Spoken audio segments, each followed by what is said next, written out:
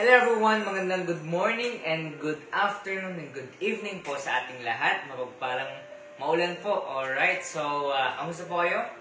Alright, so we are here again, okay, to share the Word of God. At tayo po ulit tayo magbabasa ng Bible. Alam niyo po ba na napakasarap magbasa ng Bible?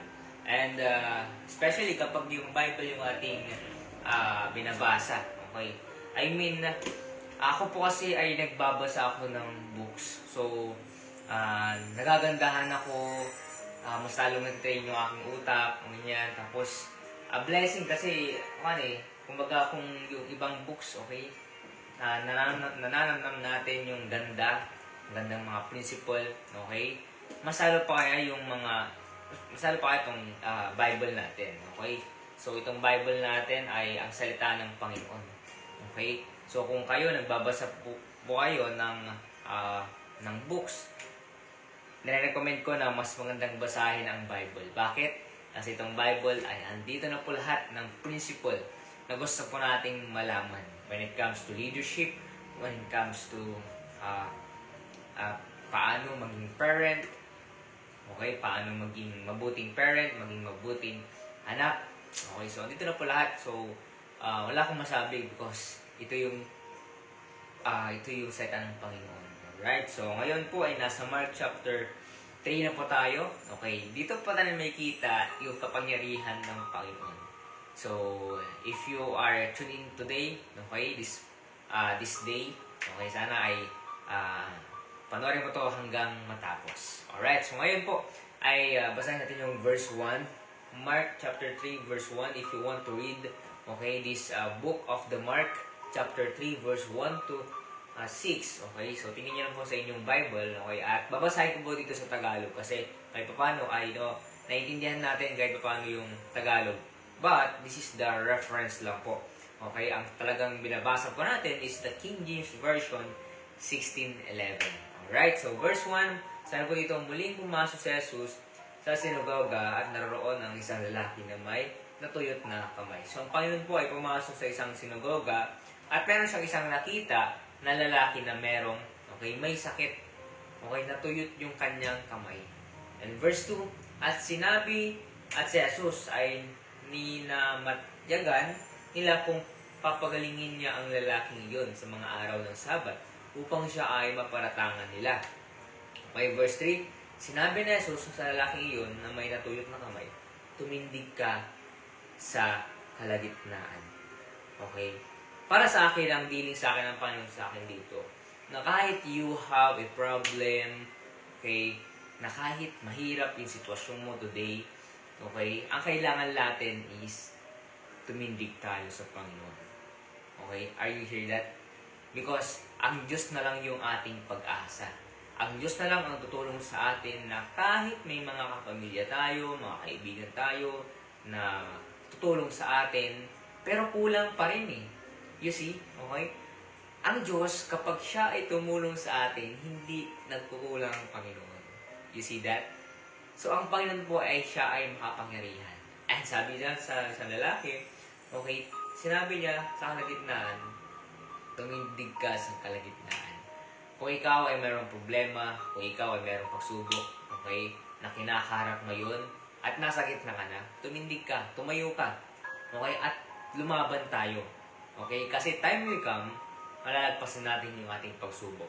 And after na malapit na sa finish line, ito na. Okay? Malalagpasan ka ng problema ko. At ito na yung blessing ng Panginoon. Okay? You see? So, ganun makapangyarihan ng Panginoon na makita po natin dito sa verse chapter 3. Okay? Nasabi dito, o 4, at sinabi niya sa kanila, pinapahihintulot ba ang gumawa ng kabutihan o ang gumawa ng kasamaan sa mga araw ng Sabat, ang magligtas ng buhay o ang pumatay? Subalit sila ay nalahimik. Verse 5, nang may galit na tumingin si Jesus sa kanila na nasa paligid, siya ay nagdala mahati dahil sa kaligtasan o katigasan ng kanilang puso. Sinabi niya sa lalaki, iunat mo ang iyong kamay. Sabi ng Panginoon, iunat mo ang iyong kamay. Ang ginawa ng lalaki, inunat niya ba kaya? Siyempre, ang kailangan po sa natin ay sundin muna ang Panginoon before the blessing. Okay? So, we need the faith, Okay? Para tayo ay maligtas sa impyerno. Hindi pwedeng hindi tayo mauna. Kailangan mo nating manampalataya. So, ang ginawa ng lalaki, inunat niya yung kanyang kamay. Ano nangyari? Sabi po dito, okay? Sabi, kaya inunat niya ito at ang kanyang kamay ay nanumbalik na magaling kagaya ng isa. Verse 6, nang lumabas ang mga Pariseo, kaagad silang sumangguni sa mga tagasunod na Hebrews or Herods laban sa kanya kung paano na may papatay si Jesus. As you can see, okay, yung isang lalaki ay nanampalataya.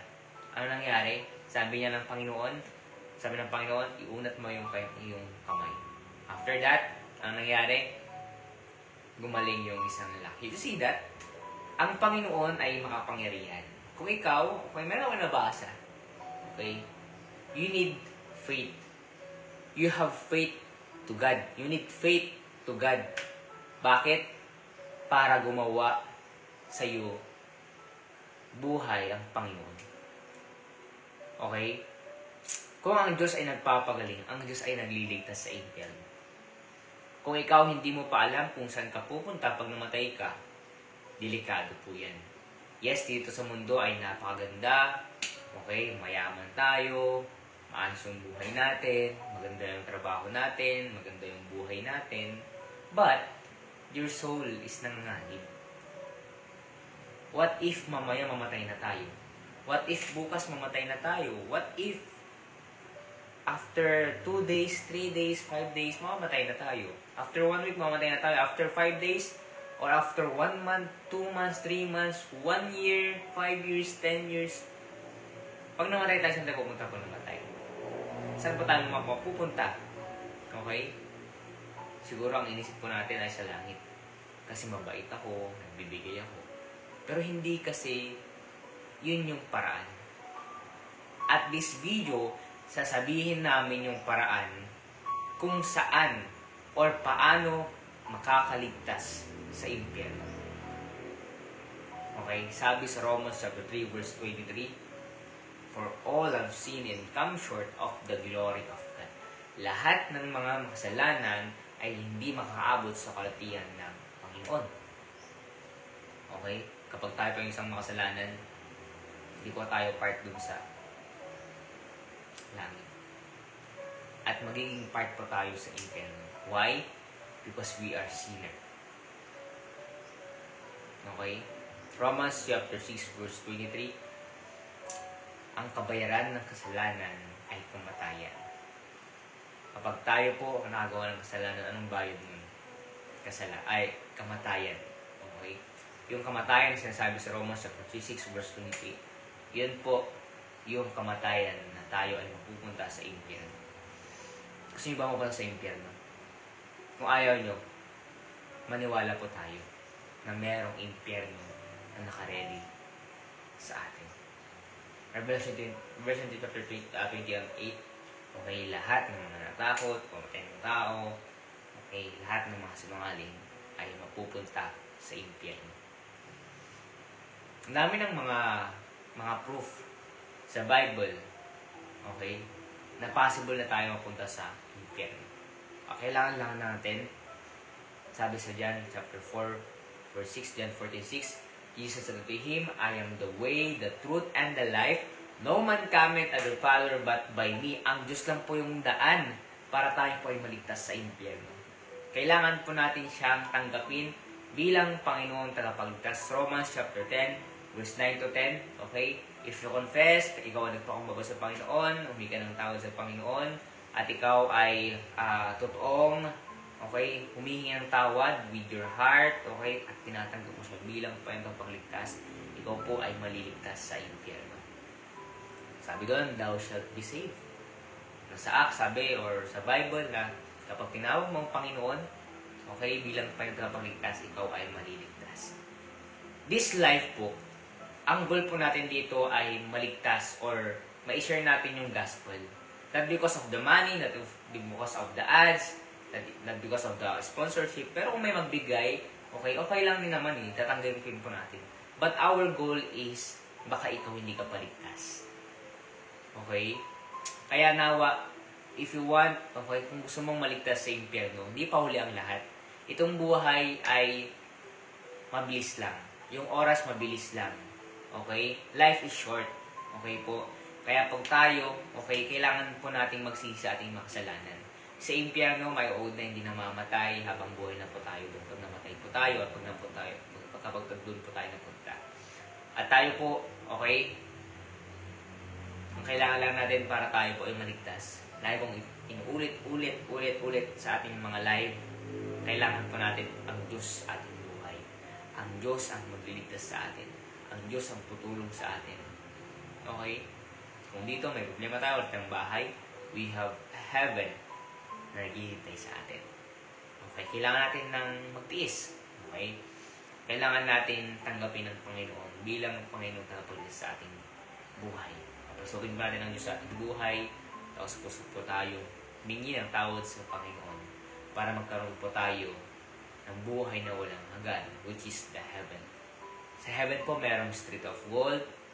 Okay, merong isang puno na 12 fruits, ang bunga, at merong water doon na parang as crystal.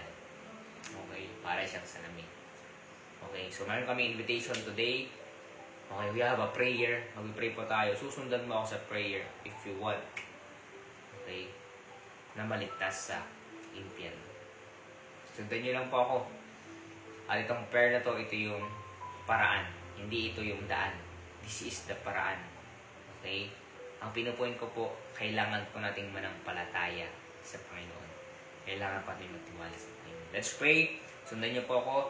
Panginoon, salamat po sa inyong buhay na kayo po ay napako sa krus para bayaran ang aking kasalanan. Ako po ay nagpapakumbaba at humihingi ng tawad sa aking mga kasalanan. Tinatanggap po kita bilang Panginoon at tagapagligtas ng aking buhay. Pumasok po kayo sa aking buhay at papasokin niyo po ako sa inyong kaharian. Ito po ang aking dalangin sa pangalan ni Jesus. Amen and amen and amen. Alright, so dito na magtapos yung ating pagbabasa ng Bible.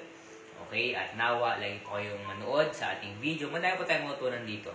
Okay, sinisigurado ko na ang Diyos ay gagawa sa inyong buhay. At itong Bible, okay, madami pa tayong matutunan. Bakit? Because ito ang salita ng Diyos. Alright, so thank you for watching. See you tomorrow. And don't forget to like, share, and subscribe our YouTube channel or our Facebook page para madami pa tayong maabot na tao na hindi pa po ligtas. Alright, so God bless po sa ating lahat. Tapos po tayo.